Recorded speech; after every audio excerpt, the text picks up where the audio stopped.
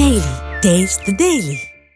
Vote చోరీపై Congress versus BJP నడుస్తోంది. PCC chief Mahesh Goud వ్యాఖ్యలకు కౌంటర్ ఇచ్చారు బీజేపీ రాష్ట్ర చీఫ్ రామచంద్రరావు. ఓట్ చోరీకి ఆద్యులే కాంగ్రెస్ నేతలన్నారు. రాహుల్ ఇచ్చిన స్క్రిప్ట్ను మహేష్ గౌడ్ చదువుతున్నారన్నారు.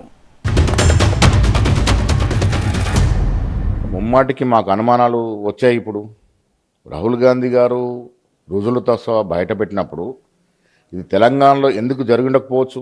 స్ట్రాంగ్ అనుమానం మాకు ఇక్కడ కూడా జరిగి ఉంటుంది. ఇక్కడ మాట్లాడినటువంటి పరిస్థితుల్లో 8 సీట్లు బీజేపీ గెలిచిన పరిస్థితులు మాకైతే లేకుండే. 8 సీట్లు గెలిచారంటే ఇక్కడ కూడా కొంత అవకతవకలు జరిగి ఉండొచ్చు అనేది అనుమానం.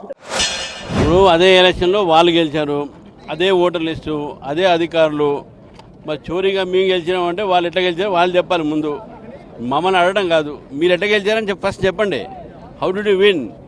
అదే ఓటర్ లిస్ట్ కదా, అదే ఓటర్ లిస్టు మేము ఎలక్షన్ పోటీ చేశారు, మీరు ఎలక్షన్ పోటీ చేశారు. మాట్లాడే ముందు కొంచెం రాహుల్ గాంధీని అడిగిన అందుకని అట్లా మాట్లాడుతున్నాం. రాహుల్ గాంధీ అడగద్దు అటువంటి ముందు మాట్లాడే ముందు. నిజామాబాద్ పట్టణంలో ఇవాళ నిజంగా నిస్పష్టంగా నిజాయితీగా ఎలక్షన్ కమిషన్ ఆఫ్ ఇండియా వస్తే నేను ప్రూవ్ చేయడం రెడీ ఉన్నా.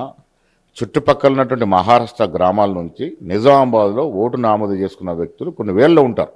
డెఫినెట్గా ఈ ఓటు దొంగిలింపు కార్యక్రమం దాంట్లో ఉంటుంది. కానీ వాళ్ళు ఏమైపోయిందంటే election commission of India BJP జేబు సంస్థగా మారింది. అనుమానం కాదు, వాళ్ళకి అలవాటు ఉండే అట్లా. ఇప్పుడు లేదు, అట్లా వాళ్ళ టైంలో ఉండే. ఇందిరాగాంధీ టైంలో ఎమర్జెన్సీ పెట్టినప్పుడు ఈ అధికారులందరూ కూడా వాళ్ళ కొమ్ము గార్చేదే. కాంగ్రెస్ పార్టీ ఎప్పుడు కూడా అధికారులని రాజ్యాంగ వ్యవస్థల్ని నిర్వీర్యం చేసినాయి. వాళ్ళకి అదే అలవాటు అనుకుంటారు కదా, అట్లా మాట్లాడుతూ ఉన్నారు.